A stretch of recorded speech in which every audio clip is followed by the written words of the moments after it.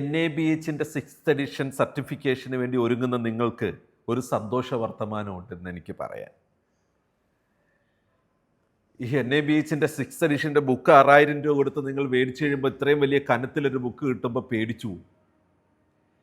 ഇത്രയും പഠിച്ച് നമ്മുടെ ഹോസ്പിറ്റലിൽ ഇത്രയും സ്റ്റാൻഡേർഡ്സും സേഫ്റ്റിയും ഒക്കെ ഇംപ്ലിമെൻറ്റ് ചെയ്യണോ എന്ന് പേടിക്കണ്ട കേട്ടോ. നിങ്ങൾക്കിത് പറഞ്ഞ് മനസ്സിലാക്കി തരാൻ വേണ്ടിയും സോഫ്റ്റ്വെയറിൽ ഇത് മുഴുവനും ഉണ്ടോ എന്ന് വെരിഫൈ ചെയ്യാൻ വേണ്ടിയും പുസ്തകം വാങ്ങിയിട്ട്, കാരണം നമ്മുടെ പലപ്പോഴും ഹോസ്പിറ്റലുകളിൽ NABH ഓഡിറ്റേഴ്സ് വന്ന് ക്ലാസ് എടുക്കുമ്പോൾ ബേസിക്കായിട്ട് സ്റ്റാൻഡേർഡ്സ് പറഞ്ഞു പോകും. അതിനകത്ത് ഓരോ ഒബ്ജക്റ്റീവ് എലമെൻറ്റിനെ കുറിച്ചൊരു വിശദീകരണം നിങ്ങൾക്ക് തരണമെന്ന് ആഗ്രഹിച്ചുകൊണ്ട് ഇത് പഠിക്കാൻ ശ്രമിച്ചപ്പോൾ ഒരു കാര്യം മനസ്സിലായത്, ഏതെങ്കിലും ഒരു ചാപ്റ്റർ നന്നായിട്ട് പഠിച്ചാൽ മതി, ബാക്കി എല്ലാ ചാപ്റ്ററിലും ഇത് തന്നെ വേറെ രീതിയിൽ നിങ്ങൾക്ക് കാണാൻ പറ്റും. ഇവിടെ PRE 5 5ാമത്തെ പേഷ്യൻ്റ് റൈറ്റ്സ് ആൻഡ് എഡ്യൂക്കേഷൻ്റെ 5ാമത്തെ സ്റ്റാൻഡേർഡ് എടുക്കുമ്പോഴും നമ്മൾ ഈ സ്റ്റാൻഡേർഡിൻ്റെ 4 കാര്യങ്ങളിൽ പഠിച്ച കാര്യങ്ങളുടെ തന്നെ റിപ്പീറ്റേഷനാണ്. എന്നാൽ ഇവിടെ നിൽക്കുമോ എന്ന് ചോദിച്ചാൽ അല്ല.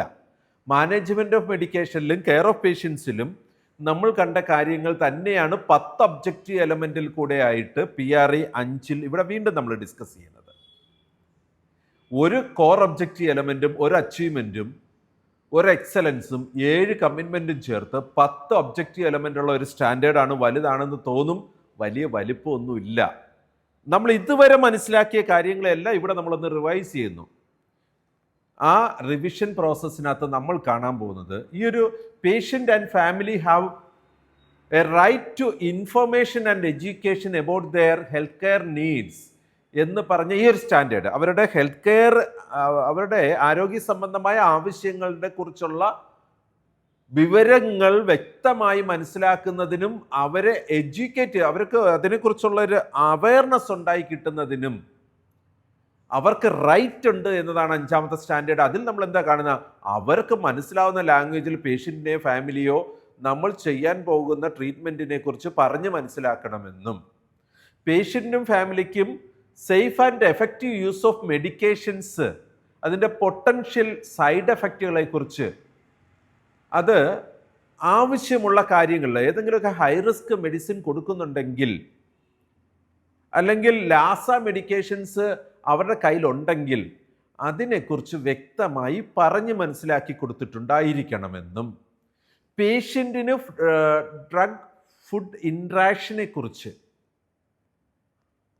ഈ മരുന്ന് കഴിക്കുന്നതുകൊണ്ട് ഈ ഫുഡ് കഴിക്കണ്ട, ചില സമയത്ത് ജ്യൂസ് കുടിക്കണ്ട, ഏത്തപ്പഴം കഴിക്കണ്ട, പൊട്ടാസ്യം അധികം ആഡ് ചെയ്യപ്പെടണ്ട, അങ്ങനെ വ്യക്തമായി ഫുഡ് ഡ്രഗ് ഇൻട്രാക്ഷനെ കുറിച്ചുള്ള ധാരണ കൊടുക്കണം. ഡയറ്റ് ആൻഡ് ന്യൂട്രീഷനെ കുറിച്ചുള്ള എഡ്യൂക്കേഷൻ കൊടുക്കണം. ഇമ്മ്യൂണൈസേഷനെ കുറിച്ചുള്ള എഡ്യൂക്കേഷൻ കൊടുക്കണം.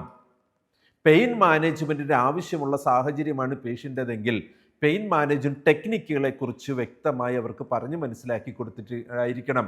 അതുപോലെ തന്നെ നമുക്ക് ഹോസ്പിറ്റലിനകത്ത് വന്നാൽ സുഖപ്പെടാൻ വരുന്ന അസുഖമായിട്ട് തിരിച്ചു പോകാതിരിക്കാൻ ഹെൽത്ത് കെയർ റിലേറ്റഡ് ആയിട്ടുള്ള, ഹെൽത്ത് കെയർ അസോസിയേറ്റഡ് ആയിട്ടുള്ള ഇൻഫെക്ഷൻസിനെ കുറിച്ച് മനസ്സിലാക്കി കൊടുക്കണം.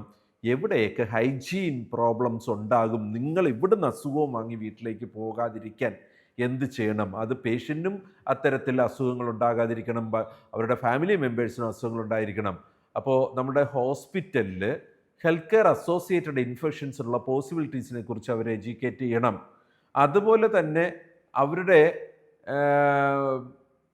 പേഷ്യൻറ്റിൻ്റെയും ഫാമിലിയുടെയും സ്പെഷ്യൽ നീഡുകളെക്കുറിച്ച് നമ്മൾ മനസ്സിലാക്കിയും ഒരു അഡീഷണൽ എഡ്യൂക്കേഷൻ ആ കാര്യങ്ങളിൽ അവർക്ക് കൊടുക്കേണ്ട ആവശ്യമുണ്ട്. ചില സമയങ്ങളിൽ പേഷ്യൻറ്റിനെയോ ബൈസ്റ്റാൻഡറെയോ പേഷ്യൻ്റ് സേഫ്റ്റി ആൻഡ് ക്വാളിറ്റിയുടെ പാർട്ടാക്കി മാറ്റി അവരെയും കൂടെ സഹകരിപ്പിച്ചുകൊണ്ട് ആ ഒരു ക്ലിനിക്കൽ ട്രീറ്റ്മെൻറ്റ് പ്രൊസീജിയറുകളുടെ ഔട്ട്കം നന്നാക്കാനായിട്ട് അവരുടെയും കൂടെ സഹകരണം ചോദിച്ചു വാങ്ങിക്കാം. അതിനുള്ള ഒരു ഇൻഫർമേഷൻസ് കൃത്യമായിട്ട് അവർക്ക് കൊടുക്കണം. 10 ഒബ്ജക്റ്റീവ് എലമെൻറ്റിൽ കൂടെ ഒട്ടും ബോറടിക്കത്തില്ല. കാരണം പണ്ട് കേട്ടതും കണ്ടതും ഇവിടെ ഒന്ന് റിവൈസ് ചെയ്യുന്നു, പെട്ടെന്ന് കഴിയും ഈ സ്റ്റാൻഡേർഡ്. നമുക്ക് ഓടിച്ചു നോക്കാം. PRE 5 patient and families have the right to information and education about their health care need. സിമ്പിളാണ്, 10 ഒബ്ജക്റ്റീവ് എലമെൻറ്റ്. നമുക്കൊന്ന് ഡിസ്കസ് ചെയ്യാം.